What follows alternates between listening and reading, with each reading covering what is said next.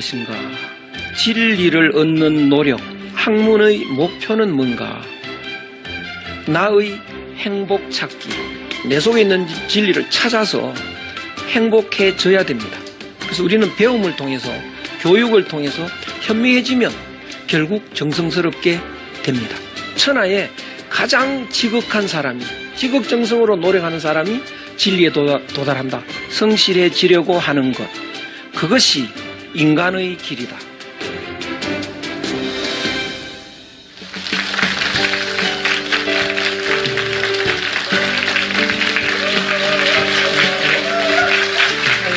안녕하세요. 네, 반갑습니다. 고맙습니다. 이제 중용 제10강 마지막 시간이 되겠습니다. 그간에 어떻게 진리를 얻는가 이런 것에 대해서 많이 생각해 봤는데요. 진리를 얻고 난 뒤에 우리의 삶은 어떨까 좀 마지막 시간에 생각해 보도록 하겠습니다. 완성된 인간, 완전한 삶, 이런 제목인데요. 완성된 인간을 성인이라고 합니다. 성인. 성인은 어떤 사람일까? 몸은 사람입니다. 몸은요. 마음은 하늘 마음.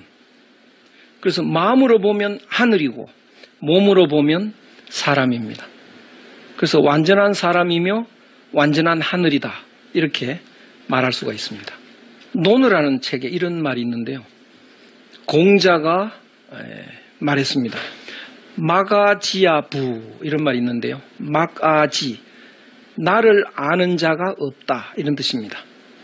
느닷없이 공자가 이렇게 갑자기 나를 아는 사람이 없구나 이렇게 말하니까요. 자공이라는 제자가 말합니다. 황당하게 생각이 든 거죠. 하위 기 막지자, 어째서 선생님을 모른다고 하십니까? 내가 널 알고 있는데 어쩐 말입니까? 공자가 말씀하십니다. 불언천 불우인, 하늘을 원망하지 않고 불우인, 사람을 탓하지 않는다. 이게 뭔 소리냐면 우리는 욕심을 많이 갖고 있기 때문에 늘 남의 탓으로 돌리죠. 운이 없다 뭐 이런 식으로요. 남 때문에 망했다, 재수 없어 망했다 이렇게 늘 남의 탓으로, 운명 탓으로 돌리는데요. 그렇지 않았다 공자는요. 불언천 불우인. 왜?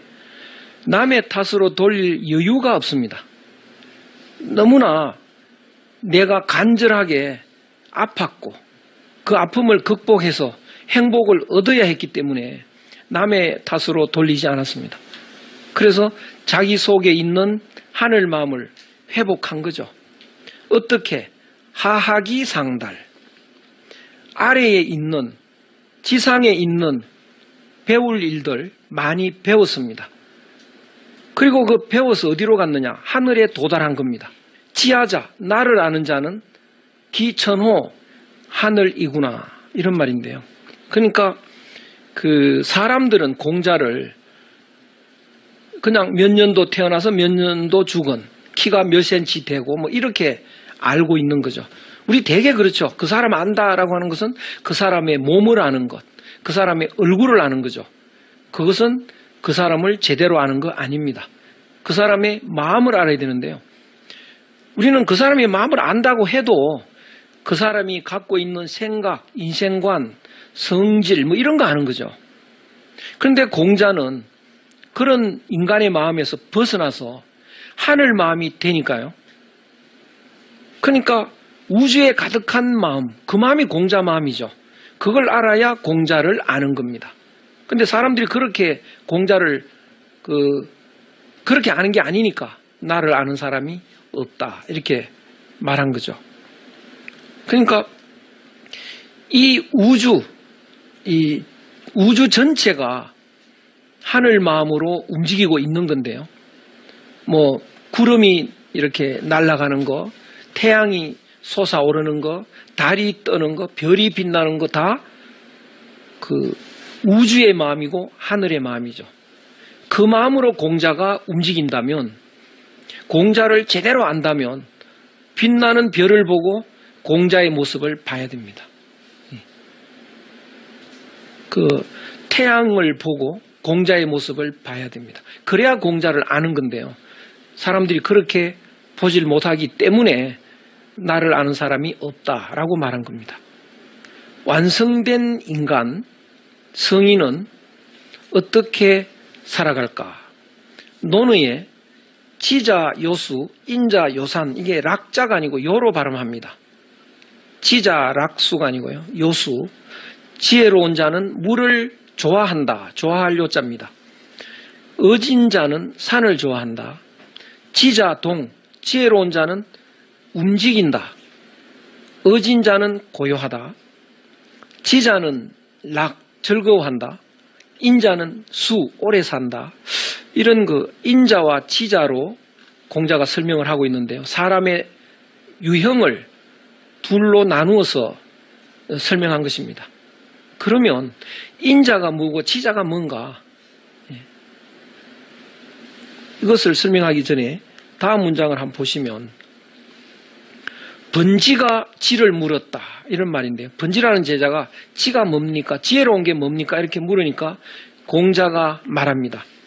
무민지의, 백성들을 의롭게 되도록 힘쓰고, 경귀신이 원지, 귀신을 공경해서 멀리하는 것, 가위지, 그것을 지라고 할 수 있다. 지혜롭다고 할 수 있다. 난해하죠. 문인, 인을 물었습니다. 공자 말씀하시기를 인자가, 어진자가 선난이 후획, 어려운 걸 먼저 하고 얻는 것을 나중에 한다. 그러면 인이라고 말할 수 있다. 역시 난해합니다. 그래서 인자와 지자가 뭔가 이거를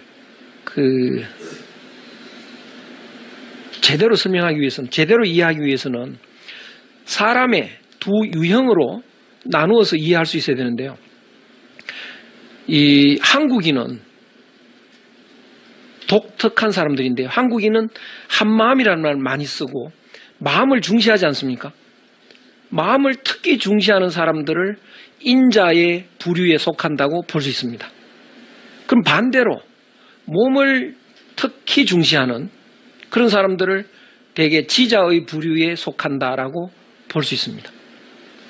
그럼 여기서 말하는 지자는 아마 지구상에서 대표로 일본인에 속한다라고 보시면 이해하기가 쉽습니다. 그럼 인자는요? 한국인이죠. 그렇죠. 그러니까 우리나라 사람들은 어진 사람이 많습니다. 처근지심이 많습니다. 우리나라 사람들은요. 그러면 왜 우리나라 사람들은 인자가 많은가? 인은 마음을 강조하고 한 마음을 이제 인이라고 하는 건데요.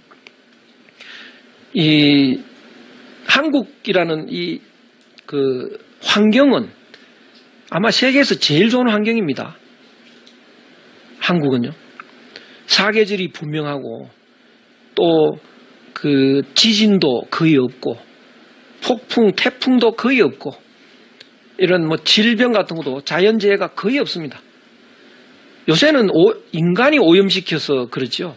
우리 어릴 때만 해도 등산 가다가 개울물 늘 떠서 마셨습니다. 그런 나라 없습니다. 그런 나라. 감기가 좀 걸려도 그렇게 힘들지 않게 낫고요. 땀이 좀 나도 좀 있으면 말라버리고 그렇죠. 근데 우리나라 사람들은 그렇게 분별력은 뛰어나지 않습니다. 니끼 내끼고 내끼 니끼고 이 분별 잘 못하고 말이죠. 왜 그러냐 하면 이런 자연재해가 없으니까 중요한 게 뭔가를 추구를 합니다. 그러다 보니까 몸보다 마음이 더 중요하다는 걸 알게 되죠. 그래서 마음을 추구하다 보니까 한 마음이 있다는 걸 알게 됩니다. 그래서 세상에서 유일하게 한 마음이라는 말을 쓰는 이런 사람들인데요. 그래서 한 마음을 굉장히 중요하게 생각하죠. 우리나라 사람들이. 그러다 보니까 마음이 하나니까 네가 내고 내가 너 아닙니까? 마음으로 보면요. 그러다 보니까 이 물질적인 것도 자꾸 이렇게 혼란을 일으킬 때가 있습니다. 뭐 네 돈이 내 돈이고 내 돈이 네 돈이고 이렇게요. 밥은 내가 먹었는데 야 밥값 내라 그러고 뭐 이런 게 우리나라 사람들의 좀 혼란해지는 이유인 거죠. 마음이 하나인데 몸도 하나인 줄 알고 이렇게 착각이 일어납니다. 그래서 말이죠. 공자가 보니까 이런 인자들, 우리나라 사람 같은 이런 사람들은 좋은 점이 있더라. 그게 뭐냐 하면요. 제일 좋은 점이 한마음이라는 거. 그건 정이고 따뜻한 마음입니다. 세상에서 이 정도로 정이 많고 이 정도로 따뜻한 사람 없습니다. 그런데 한국인에게 약점이 있더라는 거죠. 뭐가 약점이냐 했더니요. 네 거는 내 끼고 내 거는 내 거다. 이런 생각을 합니다. 그러니까 챙기는 건 내가 먼저 챙기고 힘든 일은 네가 해라 이거죠. 잘못한 건 남의 탓이고요. 잘된 건 내 덕이다. 이런 단점들이 많이 있다는 거죠. 실제로 우리들한테 그런 게 좀 있거든요. 네 돈은 내 돈이고 내 돈은 내 돈이다. 이런 거. 그래서 돈 많은 사람 보면 배 아픈 거죠. 그거 내 돈이어야 되는데 네가 돈 많고 난 돈 없다. 이런 것이 단점이니까 그 단점을 없애야 됩니다. 우리나라 사람들이 갖고 있는 그 단점만 없애면 남는 건 장점이죠. 바로 따뜻한 마음, 한마음이죠. 그것을 공자가 설명하고 있는 겁니다. 그럼 여기서 문인 밑에 줄에요. 인이 뭡니까? 이렇게 물으니까 인자들이 바로 한국인 같은 사람이죠. 한국인들이 단점이 뭐냐? 어려운 일은 먼저 안 하고 남한테 맡기고요. 수당 받는 거, 챙기는 건 내가 먼저 챙기려고 하는 거. 이게 단점이죠. 그것을 고치는 게 뭐냐? 어려운 일을 내가 먼저 하고 얻는 거, 얻는 것은 내가 나중에 해라. 그러면 단점이 고쳐지겠죠. 이걸 오늘날 말로 바꾸면요. 밥을 먹고 이제 다른 사람이 돈 내기를 바라는 거. 이게 한국인이 갖고 있는 단점이거든요. 그러면 밥을 먹었을 때 내가 먼저 돈을 내고 싶어져라 이런 겁니다. 예. 그렇게 하면 내가 내 돈은 네 돈이고 네 돈은 네 돈이다 이렇게 되는 거죠. 같이 밥을 먹고 내가 먼저 돈 내고 싶은 그 마음을 가지면 그것이 한 마음이고 따뜻한 마음입니다. 그래서 어려운 일을 먼저 하고 얻는 걸 나중에 하면 그런 한국인에게 남아있는 따뜻한 마음, 그것이 인입니다. 그 이야기죠. 가위, 인이다. 너무 쉽게 이해가 되죠. 남자하고 여자 중에 여자가 좀 더 지혜가 발달합니다. 그래서 남자, 여자가 입씨름하면 거의 남자가 집니다. 그렇죠. 되게 그런 건데요.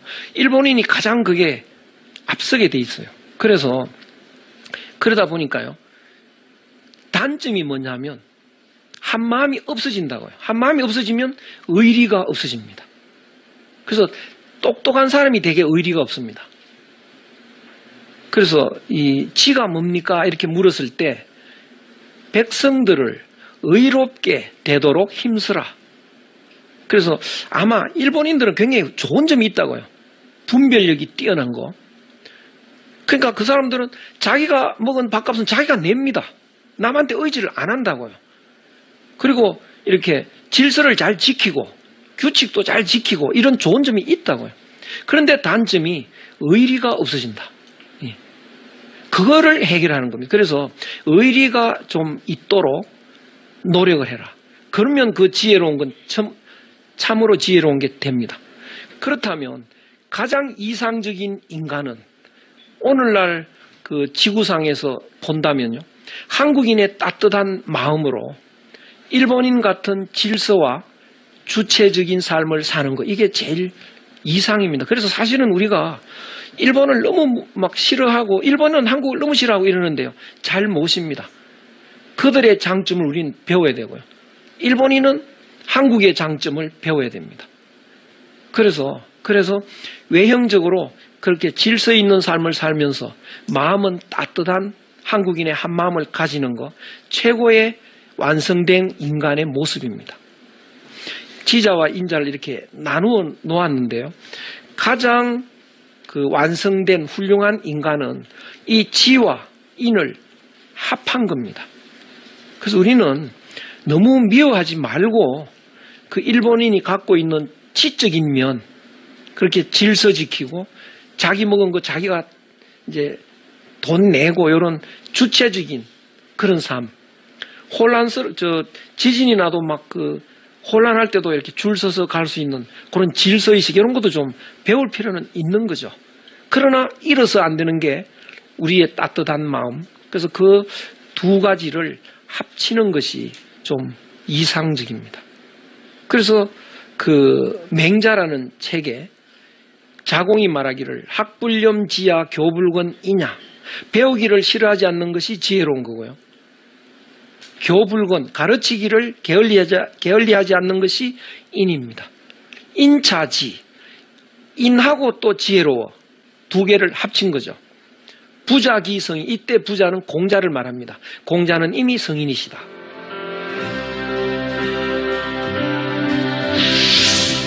나의 삶이 아닙니다. 이제 자연의 삶이죠. 이 몸이 구름이 흘러가듯이, 물이 흘러가듯이, 바람이 불듯이 자연 그 자체입니다. 그래서 상황에 맞게 이렇게 행동이, 거기에 자유자재로 적응하는 것, 이것이 중용입니다. 그렇게 상황에 알맞게 적응하는 것이 인간의 바람직한 삶이죠. 우리가 욕심을 만들지 않는 비법 중에 하나가요, 잘못된 기억을 하지 않아야 되는 겁니다. 힘쓰지 않고도 알맞고 생각하지 않아도 제대로 되는, 조용히 진리에 합치되는 그런 성인의 모습, 온전한 삶을 이루는 게 중용인데요.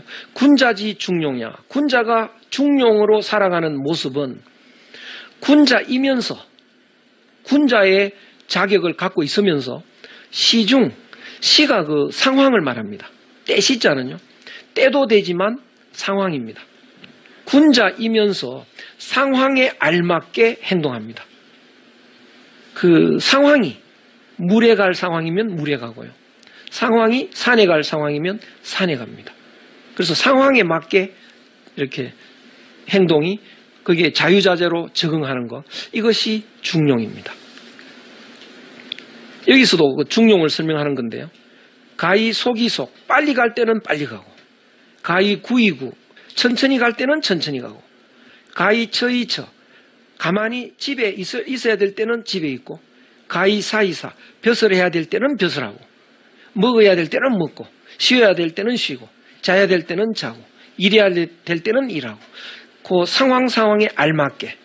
물이 흘러가는 게 그렇게 흘러갑니다. 물이 흘러가다가요, 절벽이 있으면 떨어지고, 또 평지에서는 천천히 가고, 바위가 있으면 돌아가고, 그 상황에 따라서 적절하게 가는 거죠. 그렇게 상황에 알맞게 적응하는 것이 인간의 바람직한 삶이죠. 그런 삶은 어떻게 될까? 나의 삶이 아닙니다. 이제 자연의 삶이죠. 이 몸이 구름이 흘러가듯이, 물이 흘러가듯이, 바람이 불듯이 자연 그 자체입니다. 성자천지도야 바로 그 이야기입니다. 자연의 모습은 완전히 성실 그 자체인데요. 지금 이제 겨울로 다가가고 있는데 이 사계절이 겨울로 가다가 힘들다 좀 쉬었다 가자 이런 법은 없습니다. 빈틈없이 가는 거거든요. 그게 성인데요. 사람의 삶도 그렇게 되는 게 완전한 삶이죠. 그래서 하늘의 도다, 성은 성지자 인지도, 이건 설명을 아까 했고요. 성자는 불면이중 불사이덕, 힘쓰지 않고도 알맞고 생각하지 않아도 제대로 되는, 조용히 진리에 합치되는 그런 성인의 모습, 그것이 완성되었을 때 살아가는 우리들의 모습인데요. 아까 지성 제가 말씀드렸죠. 지성, 지극히 정성스럽게 살게 되는데 완전한 사람은, 그러면 쉬는 일이 없습니다. 우리 휴식 시간 있잖아요. 휴식 시간은 쉬는 게 아닙니다. 일의 연장이라고요. 일을 더 잘하기 위해서 쉬는 거지 쉬기 위해서 쉬는 게 아닙니다. 그럼 무슨 소풍을 간다, 이것도 놀러 가는 게 아닙니다. 즐겁게 일할 수 있도록 충전하러 가는 겁니다. 그래서 쉼이 없이 모든 것이 쉼 없이 진행이 됩니다. 이런 이야기를 하다 보니까요. 완전히 쉰다는 건 없지 않습니까? 그래서 자공이 공자한테 나도 좀 쉬고 싶은데 그렇다면 언제 쉬나요? 공자가 이렇게 망우리 같은 이런 데 가르치면서요. 저런 데 가서 쉬면 되잖아. 그렇죠? 푹 쉴 텐데 뭘 그러냐. 뭐 이런 이야기가 있는데요. 불식적 구라. 쉬지 않고 움직이면요. 이렇게 오래 갑니다. 하는 일이 오래도록 지속이 됩니다. 구적. 오래도록 지속이 되면요. 징자는 효과가 나타납니다. 효과가 나타나면 유언, 영구해집니다. 그 삶의 내용이 영구합니다. 어떻게 삶의 내용이 영구할까? 내가 아무리 성실하게 살아도 기껏해야 100년 이렇게 보는 건데요. 그거 잘못된 거죠. 내가 성실하게 예를 들어서 부모님에게 효도했다. 그런 나의 삶은 1억 년 뒤의 사람도 그 모습 아닙니까? 그렇죠? 내용이 같은 겁니다. 그 마음은 1억 년 뒤의 사람의 마음하고 하나라고요. 근데 그 마음이 하나 아닌 것 같죠? 아닌 것 같다는 것은 내 마음이 현재 욕심이기 때문에 그렇습니다. 욕심이 바뀌어서 그 한마음이 되고 나면 같다는 느낌이 옵니다. 그래서 유언, 영원하다 이런 뜻인데요. 유언적, 영원히 지속이 되면요. 박후, 넓을 박, 두터울 박. 그 마음은 어디 가나 하나이기 때문에 넓죠. 바다처럼 넓고 우주처럼 하늘처럼 큽니다. 그것을 박후라고 합니다. 박후, 넓고 두터운 것은요. 높습니다. 한 마음은 바다처럼 넓지만 하늘 마음이기 때문에 하늘처럼 높다고요. 그래서 고명이라고 합니다. 박후, 넓은 바다 같은 우리의 마음은 소위 재물, 만물을 다 실어서 떠받쳐 줄 수가 있습니다. 누가? 내 마음이 말이죠. 우주를 다 담을 수가 있습니다. 고명은요. 하늘같이 높은 고상한 내 마음은 만물을 덮을 수도 있습니다. 유구, 영원히 가는 그 마음은요. 소위 성물야, 모든 만물들을 내가 완성시켜 줄 수도 있다. 박후는 대지, 땅하고 짝이 되는 거고요. 고명은 하늘하고 땅이 짝이 되고 유구는 무강, 영원히 지속되는 거다. 여차자, 이와 같은 자는 불견이 아니고 불현인데요. 자기를 드러내려고 하지 않아도 환하게 드러납니다. 남이 먼저 압니다. 부동, 자기가 남을 감동시키려고 안 해도 스스로 바뀝니다. 무위, 자기는 아무 어떤 생각 없이 무심히 행동하는 걸 무위라고 합니다. 그래도 모든 것이 이루어진다. 완성된 사람의 그 삶의 모습에 대한 설명인데요. 쉽지 않습니다. 중용은 정말 쉽게 설명하지 않습니다. 이 맹자에는 군자, 소가자, 화. 화가 알이 깨고 나와서 새가 되는 거, 이걸 화라, 부화라, 이렇게 이제 말씀을 드렸고요. 사람이 몸속에 갇혀 있다가 깨고 나와서 하늘 마음으로 돌아가는 거, 이게 화죠. 그러면 군자, 소가자, 군자가 이렇게 지나가면요. 군자가 지나가면 그 주위 사람들이 부화를 하듯이 이렇게 득도를 하게 됩니다. 제가 지나가는데 아직 득도 못 하셨다. 제가 덜 군자입니다, 아직. 예, 죄송합니다. 덜 군자라서. 소존자신, 군자가 여기 있으면 그 주위 사람들이 신통하게 바뀝니다. 신통하게. 이런 건 우리가 느끼는데요. 우리가 마음이 복잡하다가도 엄마가 옆에 있으면 마음이 신통하게 치료가 되는 그런 건 간혹 느낄 때가 있거든요. 그런데 완벽한 사람이 옆에 있으면 바로 치료가 되는 거죠. 소존자신. 상하, 위로 아래로 여천지 동류라.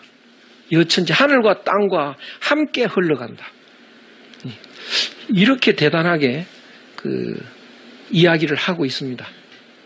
중용에서 완성된 인간의 모습인데요. 이걸 또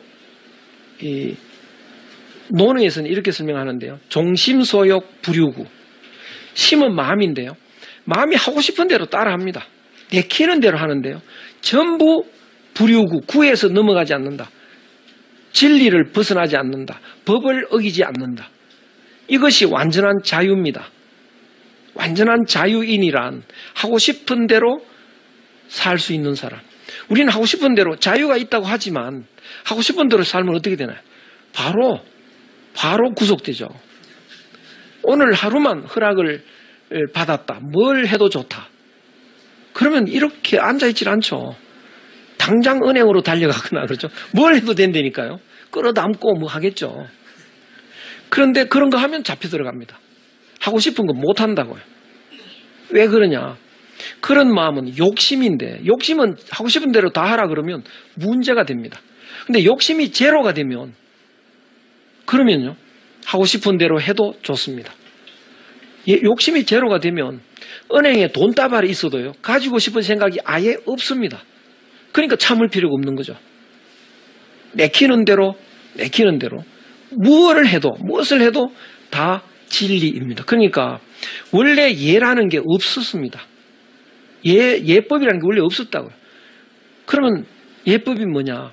욕심이 없는 공자 같은 사람이 내키는 대로 하는데 그게 너무 표준이 되고 보기 좋으니까 사람들이 그걸 따라하기 시작했습니다. 그게 예입니다. 그러니까 예라는 고정된 건 없었습니다. 이것도 같은 내용인데요. 그런 걸 제가 열거를 좀 했습니다. 군자가 천하에 살 때는 무적야, 적은 갈적자인데 내가 꼭 가야 돼, 꼭 해야 돼, 이거 없습니다. 무막야, 하면 안 돼, 이것도 없습니다. 그러면 어떻게 사나요? 상황대로 사는 겁니다. 물 흐르듯이.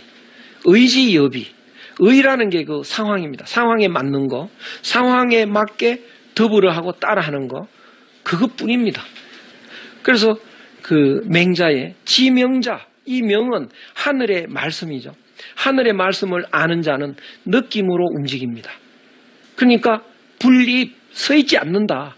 암장지하, 그 흐름한 돌담장 밑에 서 있지 않는다. 느낌이 안 좋죠, 그게. 그러니까 그 완전한 삶을 사는 사람은요, 느낌이 충만하기 때문에 배에 짐을 실어도 무리하게 실질 않습니다. 좀 싣다 보면 느낌이 그만 실으라는 느낌이 옵니다. 그럼 그만 실으면 되는 거죠.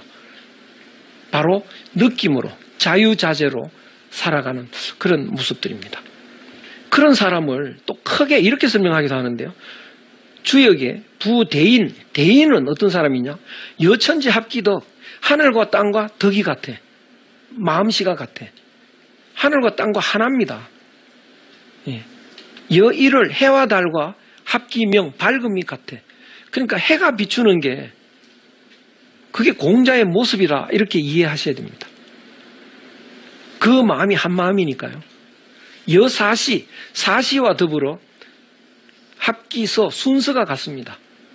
봄에서 여름이 가고 여름이 가을이 가는데요. 그 자연의 흐름이 그 사람의 삶의 모습입니다. 여귀신 합기기룡, 귀신과 기룡이 하나다. 이때 귀신은 음양을 말합니다. 음양. 그러니까 낮은 양이고요. 밤은 음이죠. 양은 낮은 신이고 밤은 귀가 됩니다. 그래서 음양인데요. 그래서 낮에 활동하고 밤에 자고 이거는 귀신과 하나다. 이제 그 음양과 내가 하나가 되는 겁니다. 그래서 기룡이 같다는 건 뭐냐? 낮에 자고 밤에 일어나서 움직이면 흉해지고요. 낮에 활동하고 밤에 자면 길해집니다. 그래서 자연의 흐름과 합치되면 길하고 그 흐름의 반대가 되면 흉해집니다. 그 이야기입니다. 선천이 천불이, 하늘보다 먼저 행동을 해도 하늘이 그 사람을 어기지 않는다. 이게 무슨 소리일까? 오늘 아침에 출근을 하는데요. 맑은 날인데 출근을 할 때 우산을 들고 나와, 이 사람은요. 그러면 비가 옵니다, 나중에. 어떻게? 느낌으로. 그러면 이제 또 후천이 봉천신은 뭐냐? 하늘보다 나중에 하는데 하늘의 때를 받들어서 한다. 아침에 일어나 보니까 비가 온다. 그러면 이건 하늘이 비를 내려주는 때거든요. 그럼 거기에 맞추어서 우산 들고 나가는 겁니다. 그건 오히려 쉽죠. 근데 선천이 천불이는 어렵습니다. 그 자연의 느낌과 내가 완전히 하나가 될 때 그것이 자연이 되는 방식이죠. 완전한 사람의 삶의 특징이 뭐냐면 살면서 우리는 많은 경험을 하지 않습니까? 그 경험을 통해서 경험한 내용을 기억을 하지 않습니까? 근데 기억을 하는데요. 그 기억이 거의가 잘못된 기억들입니다. 그런 잘못된 기억을 안 해야 됩니다. 예를 들면 홍길동하고 만나서 놀다가 홍길동한테 얻어맞은 적이 있다. 그러면 어떤 기억을 하느냐? 홍길동 나쁜 놈 이렇게 기억하잖아요. 그 기억을 안 해야 됩니다. 홍길동 나쁜 놈 아니라고요. 왜? 다른 사람한테 밥 사줄 때도 있다고, 그 사람이. 그럼 그 사람은 홍길동을 멋쟁이라고 기억할 거라고요. 그럼 내가 홍길동 나쁜 놈이라고 하는 기억은 잘못된 기억이죠. 그런데 홍길동이가 나를 때렸을 때 내가 그게 반갑고 좋지는 않다고요. 호감이 안 나는 이유가 뭘까요? 홍길동이가 나를 때릴 때 내가 홍길동이가 멋있어 보이고 호감이 가고 그렇지 않는 거거든요. 그 이유가 뭘까? 이제 중용 끝날 때 됐는데 이제 좀 아셔야 되는데 왜 홍길동한테 얻어맞을 때 홍길동이 싫어질까요? 하늘이 늘 나에게 무엇을 지시하고 있나요? 세 마디로 말하면요. 살아라, 그거잖아요. 그렇죠? 두들겨 패는 홍길동 옆에 있으면 내가 죽잖아요. 그러니까 미운 감정을 하늘이 주는 겁니다. 피하라고요. 그러니까 홍길동이 나를 때리면 미워져. 피하는 겁니다. 피하라고 싫은 감정을 줬더니 피하기만 하면 돼. 그런데 그때 그 싫은 감정을요, 나쁜 놈이라고 기억하면 그게 잘못된 기억이 됩니다. 그러면 나쁜 놈이라고 기억하면 보기 싫잖아요. 만나기 싫지 않습니까? 근데 어디 산속에 추운데 조난을 당해서 좀 얼어 죽겠는데 홍길동이 지나가. 살려 이러다가 딱 홍길동이잖아요. 아이, 기분 나쁜 놈. 얼어 죽는 거라고요. 그렇죠? 그때는 홍길동이 나를 살려줄 사람인가요? 모른 체 할 사람인가요? 살려준다고요. 나를 때릴 땐 또 때렸다가 그때는 너 왜 그래? 살려준다고요. 길동아, 사람 살려줘 이러면 살려주는 건데 잘못된 기억 때문에 외면했다가 다치는 거라고요. 그러니까 그 잘못된 기억을 안 하는 거, 이것이 앞으로 우리가 해야 될 방식입니다. 늘 경험을 하는데, 하루 종일 경험을 하는데 그때마다 기억을 하는데요. 그런데 그 모든 기억들을 우리는 잘못하고 있다고요. 그런 잘못된 기억을 안 하는 노력을 해야 됩니다. 그 맹자에 나오는 이야기인데요. 그건 이제 한 말씀 드렸나 모르겠다. 순임금이 그 자기 동생이 죽이려고 했는데도 나쁜 놈이라는 기억을 안 했습니다. 그러다 보면 그걸 우리가 기억하고 보면, 그걸 알고 나면 웬만한 사람들 나를 괴롭혀도 나쁘다는 기억은 안 해야 됩니다.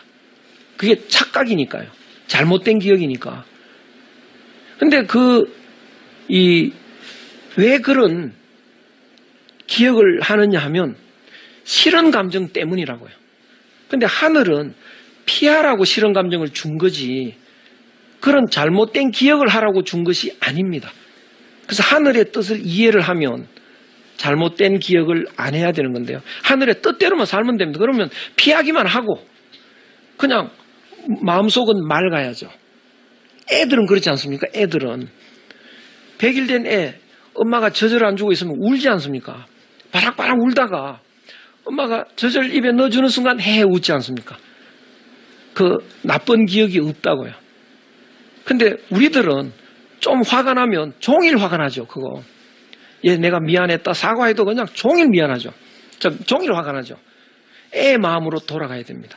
잘못된 기억을 안 하는 거 중요한 그 방법입니다. 그래서 느낌에만 충만해야지 잘못된 기억을 하는 거, 이것이 욕심에 빠지는 원인입니다. 그러니까 그 홍길동 나쁜 놈이라고 기억하는 순간 욕심이 생기죠. 그놈한테 불행이 닥쳐라, 이런 이제 잘못된 마음이 생기기 시작합니다. 그래서 우리가 욕심을 만들지 않는 비법 중에 하나가요, 잘못된 기억을 하지 않아야 되는 겁니다. 왕양명 선생의 심정리, 이런 가르침이 있는데요. 훌륭한 가르침인데, 이걸 이제 오해를 하면 내 마음이 진리다, 심즉리. 이것은 백일된 아이 마음처럼 되었을 때, 공자의 마음처럼 되었을 때 내 마음이 진리니까 내키는 대로 하면 됩니다. 그래서 마음이 진리니까 내키는 대로 하면 된다라는 뜻인데, 욕심 많은 사람이 이걸 오해하면 욕심대로 행동한다고요. 그러면 이제 큰 문제가 일어납니다. 그래서 심정리, 내 마음이 진리다. 그래서 완전한 사람의 삶의 모습은 내키는 대로 하면 된다, 그 가르침인데 오해하면 안 된다. 그거를 우리가 잊어서는 안 됩니다. 중용 사상의 발원지가 어딜까요? 동이족입니다. 우리나라를 군자 불사지국이라고 불렀습니다. 군자들이 사는 나라, 완전한 세상이란 중용이 실현된 세상, 바로 천국인데요. 모든 사람의 마음이 한 마음이 된 상태에서 공평하게 살아가는 것, 이것이 이제 중용이고 천국입니다. 완전한 세상이란 중용이 실현된 세상, 바로 천국인데요. 어떤 상태일까? 개인적으로는요, 마음은 인의 마음을, 한국인의 한 마음을 가지고 몸의 행동은 지혜롭게, 질서 있게 살아가는 이런 상태가 개인의 완성, 개인의 중용인데요. 사회적인 중용은 뭐냐? 온 사회에 살아가는 모든 사람의 마음이 한 마음이 된 상태에서 공평하게 살아가는 것, 이것이 이제 중용이고 천국입니다. 중용 사상의 발원지가 어딜까요? 동이족입니다. 놀랍게도요. 동이족, 바로 그때는 공자가 살았을 때, 그때는 이제 한국이라는 이름은 그때는 없었고요. 단군 조선이 망한 뒤에 이제 중국인들이 동이라고 불렀는데요. 그 동이족들이 흩어져 살았습니다. 그 우리 민족이 중용 사상의 발원지입니다. 공자가 말씀하시기를요, 도불행, 진리가 행해지지 않는다. 공자가 세상에 나타나서 진리를 펼치려고 무진장 애를 썼는데요, 안 된다는 거죠. 우리는 도시에 와서 돈 벌려고 애를 쓰다가 안 되면 어떤 말 합니까? 다 집어치우고 고향 가자. 그렇죠? 가서 옛날에 짓던 농사 도로 짓자, 이런 그런 넋두리 하거든요. 다 집어치우고 고향 가자. 그런 넋두리를 공자도 했습니다. 도불행, 도가 행해지지 않는구나. 성부, 뗏목을 타고, 부자가 뗏목인데요, 뗏목을 타고 부우해, 바다에 떠버리자.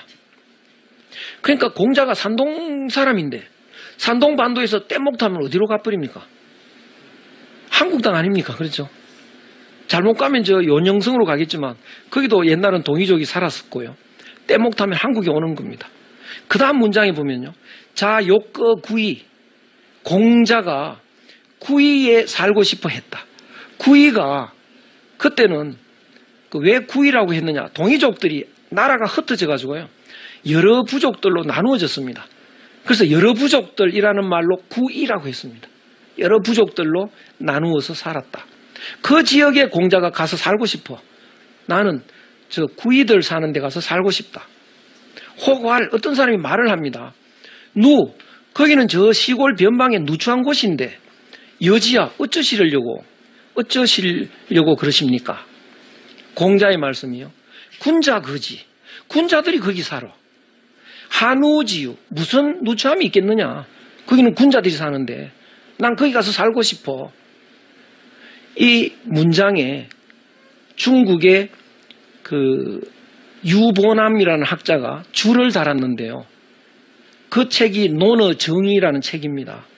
그 정의에 이런 말이 있습니다. 자욕 구이. 공자가 구이에 가서 살고 싶어 했다. 그거 하고 여자는 그거 하고 성부부해 뗏목 타고 바다에 떨려고 했다. 이것은 모두가 계자가 모두가 조선을 말하는 거다 이거. 공자가 뗏목 타고 어디로 가려고 했느냐? 조선에 가려고 했고 구이에 살고 싶어 했다. 그 구이는 조선이다. 중용 사상의 근원지, 발상지는 발원지는 우리 민족이다. 그래서 우리 민족을 중국에서 후한서라는 책에서요. 우리나라를 군자 불사지국이라고 불렀습니다. 군자들이 사는 나라, 불사지국, 죽지 않고 사는 나라. 이게 천국이죠. 군자들이 영원히 사는 나라, 천사들이 영원히 사는 나라. 이 천국은 환한 나라죠. 그래서 환국이라고도 했고 천국은 둘이 아닙니다. 하나입니다. 그래서 한국이라고 합니다. 천국은 하나밖에 없으니까 한국 그 말입니다. 놀라운 나라죠. 놀라운 나라에서 놀라운 사상이 나온 건데요. 우리가 정리를 안 해서 공자가 정리한 건데요. 우리가 한국인이 정리를 잘 못합니다. 지금도. 그래서 정리하는 습관을 좀 빨리 가져야 되겠습니다. 그런데 지금은 한국이 어떠냐? 천국의 모습을 많이 잃었습니다. 본래 면목을 빨리 회복할 때가 됐습니다. 시 하나 읽고 끝내도록 하겠습니다. 다 아시는 시죠.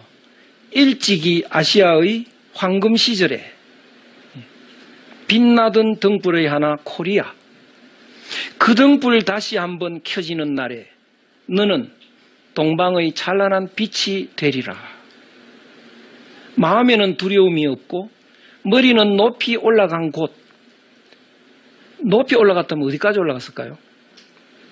하늘까지입니다.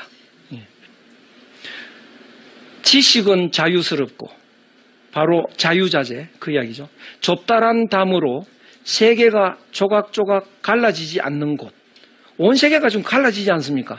한국인들은 한마음으로 갈라지지가 않습니다. 진실의 깊은 곳에서 말씀이 솟아나는 곳. 끊임없이 노력이 완성을 위해 팔을 벌리는 곳. 그 완성이라는 건 바로 군자 되는 것. 지성의 맑은 흐름이 굳어진 습관의 모래불판에 길 잃지 않는 곳.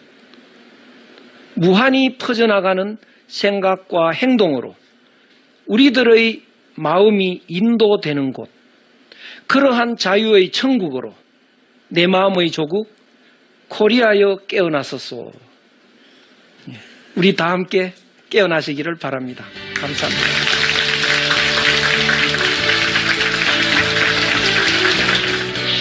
중용이라는 책 제일 첫 번째 그 문장이 천명지위성. 하늘의 말씀이 내 마음속에 있다. 우리는 그 하늘의 말씀이 하늘의 마음에서 나오는 거죠. 하늘의 말씀대로, 하늘의 마음대로 살면 하늘입니다. 하늘 마음으로 사는 전제 조건은 뭐냐? 길 닦는 거죠. 길수리. 그것을 수도라고 합니다. 수도, 길 닦는 것을 일컬어 교육이라고 합니다. 학문의 목표는 뭔가? 나의 행복 찾기. 내 속에 있는 진리를 찾아서 행복해져야 됩니다. 성인이 되는 것은 어떤 거냐? 우리의 마음이 본래의 마음으로 돌아가는 겁니다. 마음의 본래 모습을 회복해야 하는 것. 이것이 오늘날 제일 근본적이고 가장 먼저 해야 될 숙제입니다. 우리는 크게 봐서 모두 하나다. 사랑을 통해서 한 마음이 되면 다른 사람과도 한 마음이 됩니다. 모든 사람의 마음이 한 마음이 된 상태에서 공평하게 살아가는 것. 공평하게 살아가는 것. 이것이 이제 중용이고 천국입니다. 천국이 딴 데 있는 거 아닙니다. 내 마음이 본래 마음으로 돌아오는 순간 천국으로 바뀝니다.